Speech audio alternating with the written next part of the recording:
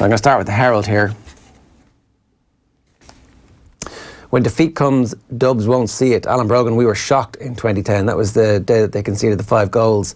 And immediately in the middle of that championship, they completely changed their style of play and went ultra defensive, which ultimately takes them to win in All-Ireland before they evolved their free-flowing style. And then Donegal knocked that on the head for a while. Low take on Royals' visit. Leinster Council is expecting over 40,000 for the first final in 5 years against rivals Meath. That 40,000 figure is interesting because it's not the same figure in all the papers today. And then this story is across all the papers as well. It's Dan McDonnell. Sorry, it's not across all the papers. It's Dan McDonnell's story across both the Indo and the Herald. FAI staff are bracing themselves for cutbacks as the Abbottstown hierarchy get to grips with the scale of the financial crisis facing Irish football. Apparently UEFA have come in and said that the FAI need to cut back on its contractors and its part-time employees.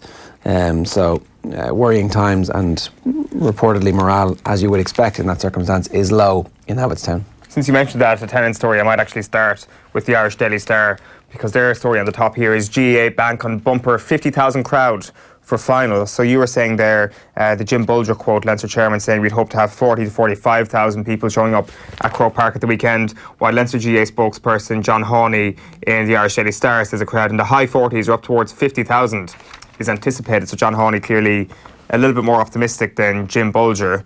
Last year's Leinster final was 41,728. Surely Meath versus Dublin gets a bigger crowd than 41,000. That was Laois last year.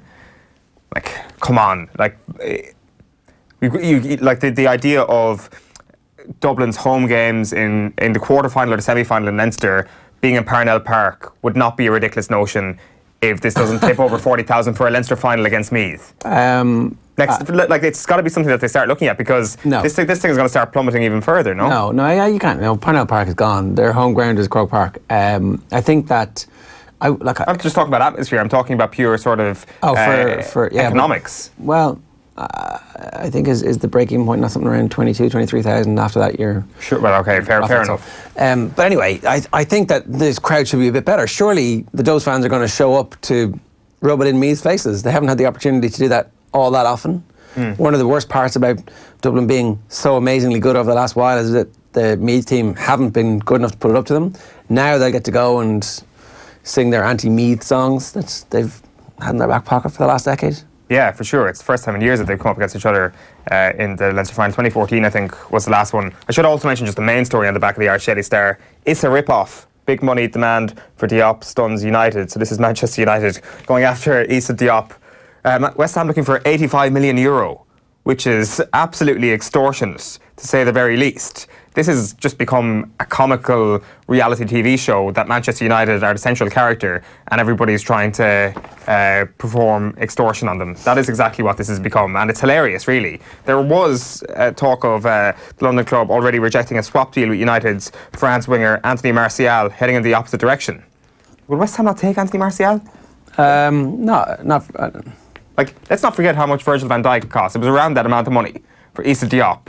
It's hilarious if you're not a Manchester United fan. If you are a Manchester United fan, you must feel like you're in a cage of financial doom.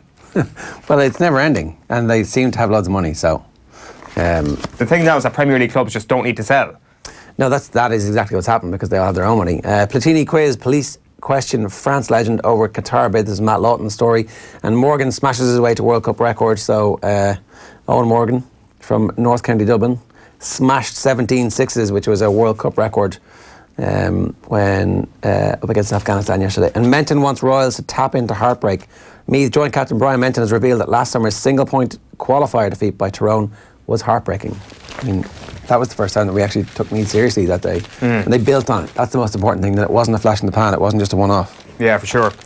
The Irish Times, as we've already mentioned, leads with Darragh O'Shea's column. I really can't see any hope for Cork, he says. Just a couple of the other lines I didn't get to a moment ago.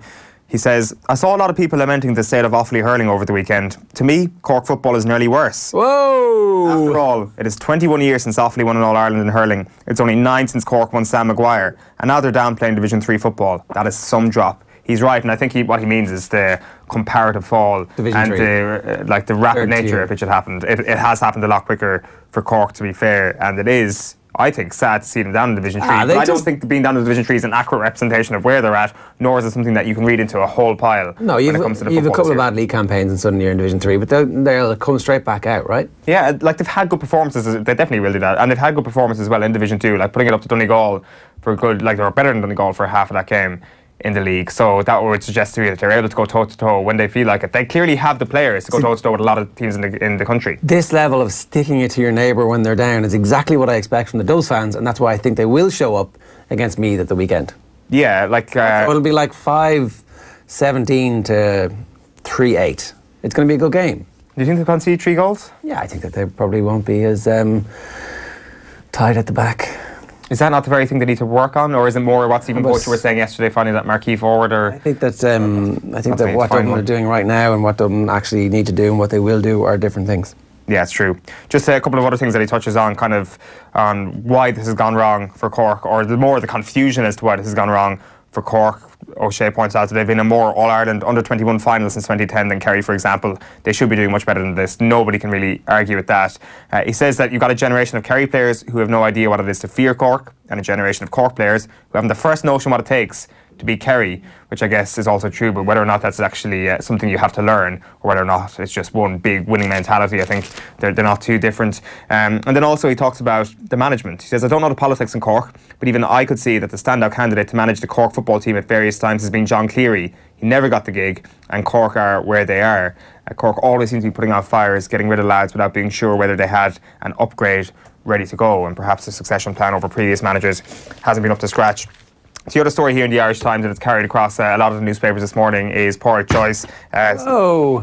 Speaking yesterday, I don't know what that was. Wow, it was almost got attacked by a programme from the Liverpool versus Wolverhampton Wanderers, which would have been a rather grisly way to die. The baseball bat over your head almost rolled over as well. It's a ghost in the studio. Maybe there was an earthquake. The ghost of Cork's past coming to attack Darragh O'Shea's column this morning. Pádraig Joyce, very interesting stuff. Talks about smartphones and communication in the dressing room with an underage team, and he says how it's such a bigger issue than he thought it was going to be, and this is something that's kind of been spoken about for the last couple of years. But he's also spoken about Galway at the weekend, and he says he's been involved in poor defeats over the years. The final one where they got bullied against Antrim in particular, it kind of happened again on Sunday, he says, in relation to getting bullied. In the second half, there was a disappointing side of it. There was no real fight for it. To be honest, from a Galway supporter's perspective, it was a game they should have won. It knocked them back a good bit now, so it's hard to see. They have to try to lift themselves and try and get back into it again. Just a complete collapse, he says. There was no real, I suppose, if you like to say, passion, or a bit of tracking runners, or a bit of hitting going in. I mean, they're all different things. Tracking runners isn't passion, right? It's like this is something we do. These are our core beliefs. A bit of hitting. I mean, maybe a bit of hitting is passion, but it's also we have a physical game plan. We're ready to meet fire with fire, and we are the one who knocks. But yeah, he says you can have all the talent in the world, but you need the work rate with that. And if you don't have that, you will struggle. Well, so that's different as well. It's strong stuff from Pádraig Joyce. Yeah, he's lashing them. He's lashing his former teammate that they soldiered together with and won 2 All-Irelands with.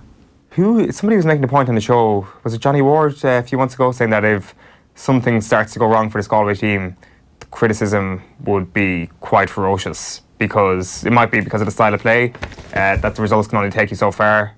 And that once that Jenga piece started to come out, the whole thing would collapse in terms of how they would be viewed in the county. So be interested to see how many more dissenting voices we have from the coterie of Galway legends over the next couple of weeks. Bonner's impossible to replace, says Sheedy. Gaelic Games, Liam Sheedy admits that there is no like-for-like replacement for unique cruciate victim Patrick Bonner-Marr. So obviously everybody in Tip heartbroken because Bonner was back playing his best hurling. He looked sharp, he looked fit, he looked effective. He looked like he was fulfilling all of the potential that we knew he had when he was one of that coterie of under-21s who burst onto the scene in 09. City's new hot rod, so get ready for your hot rod puns. Man City are set to make 62.5 million Rodri, their first deal of the transfer window. So Rodri was at Atletico Madrid as a kid, got released. Atletico bought him back for 20 million last summer, put him in the team for a year, and presto, he's ready for the Premier League. And the buyout clause is 62.5 million. They're like, yeah, we will pay that. 100%. Brilliant piece of business. 23 years old, I think.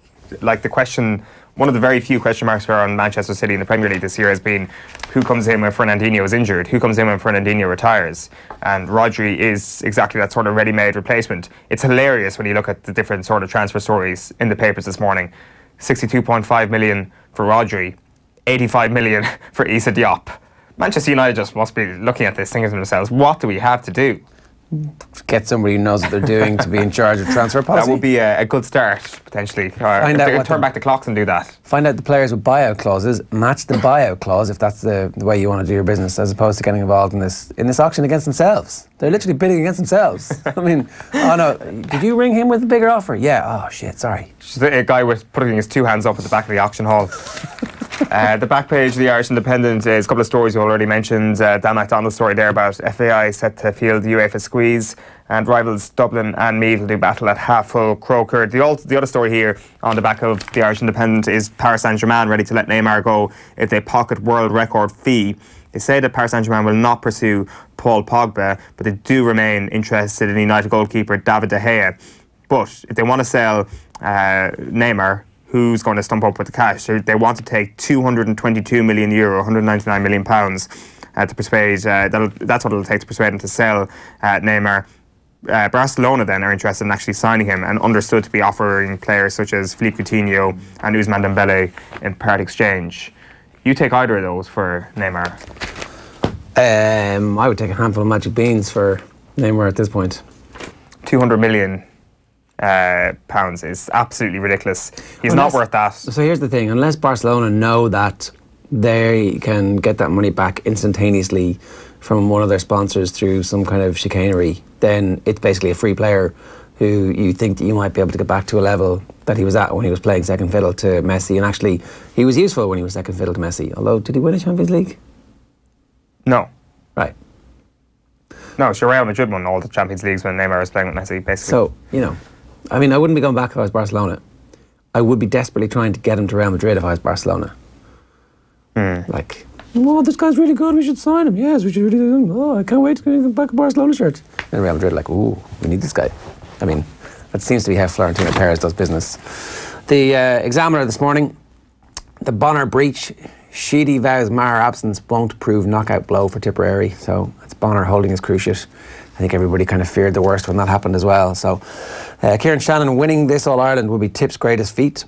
European check-ins, Cardiff or Luxembourg date for Cork, while Dundalk face Riga, so the draws were all made yesterday. Miracle Man Toomey looking to reinvent himself as a trainer, and Maximus in Arizona star for O'Brien on day one of Royal Ascot. We'll get Tom Malone's view on Royal Ascot a little bit later on. The back page of the Sun this morning is give the Pog a bonus, £3.8 million United loyalty prize. Paul Pogba in line for £3.78 million loyalty bonus for Manchester United 3 days after declaring he needs a new challenge. It's funny how those bonuses crop up. It's funny how they're called loyalty bonuses as well, because they're not. They're like contractual things that allows the club to stagger payment. So it's basically wages. He showed up this year. You owe him his wages. That's what that is. But they put it as a loyalty bonus to try and Man United leak this, or whoever is leaking this for whatever reason. Correction on Neymar, 2015 Champions League. Oh yeah, okay. There you go. So your argument is just on its head. Well, good thing Wikipedia exists. Right, so the Times Ireland, again, counting down the days for the last few Times Ireland editions. The Six Machine, Governor Morgan breaks world record with 17 maximums in brutal innings of 148 as England beat Afghanistan. And Galway were bullied, says angry Joyce. Porrick Joyce, two-time All-Ireland winner with Galway, has accused the county players of being bullied in Roscommon and lacking passion in the Connacht final. You've heard that from Owen already. The Racing Post goes with Lionesses eyeing third victory in toughest test yet. They're up against Japan at 8 o'clock tonight. I didn't realise that Joyce was a candidate for the senior gig. Some supporters would like to see Joyce and his under-20 management colleague John Dively, who has been successful as a Stickers and Cup manager at UCD, step up to replace Kevin Walsh as senior manager. That'd be a really exciting management ticket. I think it's a little bit too soon to say that the Kevin Walsh thing has run its course until we actually see how this season concludes. But if their season goes out with a whimper, those discussions are only going to intensify. That speculation will only intensify. And you've got the fact that you've got an absolute legend in Porrick Joyce who's there and probably eager to take over at some point. Yeah, well, so he was asked about that, and he said, it's hard to know. It's something years ago I thought I would like to do, But this, so he's in charge of the under-20s. This under-20 competition kind of suited me with the time frame about if you go to senior, it's a different level. And at the minute, I'm very busy with my own business and work and young kids. It's something I would look at, but it's hard to see where a man would get time for it because it's full time. So that's not a no. It's like if Galway want me, they're going to have to put a very good support team in around me. Back page of The Guardian this morning is Majestic Morgan on top of the world, captain breaking the ODI record with 17 sixes in a brutal 148 from 71 balls. And the main story then, Platini detained over award of Qatar 2022 World Cup. We'll come back to that in a moment. Yeah, okay, so that is your back pages headlines this morning. So I guess for me the most interesting stuff is the fallout from Bonner, because here we have a situation where his performances might have been a little bit underrated by people. Just the kind of the central cog that he was in the wheel. Now, Tip are saying they're going to be able to deal with his absence from the team, and obviously they do have as good a collection of forwards and some forwards coming back who will be able to fill the jersey, but whether or not it's filling the actual role that Bonner did, I'm looking forward to the hurling show this week to see how the lads exactly parse what Bonner replacement might look like, or how you make up for the job that he did on that team. But you know, I think it's pretty obvious that when you have a hurler like him, he's got a fairly unique skill set, and what he brings to the game and what he changes about your game plan is very hard to replace. It seems that way. It seems that he has a particular set of talents that are very, very hard to find elsewhere in any squad around the country. We're not saying that he is the best hurler in the Tipperary team. He's an outstanding hurler, brilliant hurler, but we often look at someone like Seamus Callanan or Bubbles O'Dwyer as the real spark in this Tipperary forward line. But what is the engine of the forward line? What is the most unique part of it? It actually turns out, from just listening to some of the commentary over the last couple of days, that Patrick Bonner may actually be that person. And who do you mould into that person? Do have a lot of good young hurlers in Tipperary coming through. Are they fixed in that way to replace him? It doesn't actually look like they are. So this has completely changed the discussion around Tipperary in a way that I didn't think it would. Like, on face value, when you look at Bonner and Carl Barrett getting injured at the weekend, you're like, oh, they're two huge injuries. It now seems that one of them is a much bigger one in terms of the absence that will leave on the team. I think Barrett will be back by the time they reach the semi-final. Obviously, in terms of the magnitude of the injury, they're obviously one of the smaller, but in terms of if they were the same injury, it seems that Bonner is actually a bigger loss than some people think, despite the fact that Barrett has been outstanding when he's been on song. We've got an Irish news for you as well. Mayo vulnerable to a shock at the hands of Down, says Clark. So I don't know if that's Marty Clark or one of the other Clarks from Down, but Mayo are vulnerable to a shock at the hands of Down is the back page headline on the Irish News. We'll talk about that game with Anthony Moyles a little bit later on. We didn't talk about the Antrim-Kildare game, which I think is all set up for a bit of a shock. A little tight pitch, tiny crowd, which will all be Antrim, let's face it. And they've been okay. They've been good. Like, there's obviously question marks around Tyrone, but when you look at that Antrim-Tyrone game, the question was, did Tyrone just take their foot off the pedal? I think there's also an element of that Antrim actually have a bit of a pointy end to them. They can cause damage. And if Kildare have any frailties defensively, which I think they do, then I think they could be in a spot of bother here at times. I didn't actually think of that initially, and then you mentioned it, and I was like, this is actually all set up for a perfect banana skin like qualifier, especially given Corrigan Park. Yeah,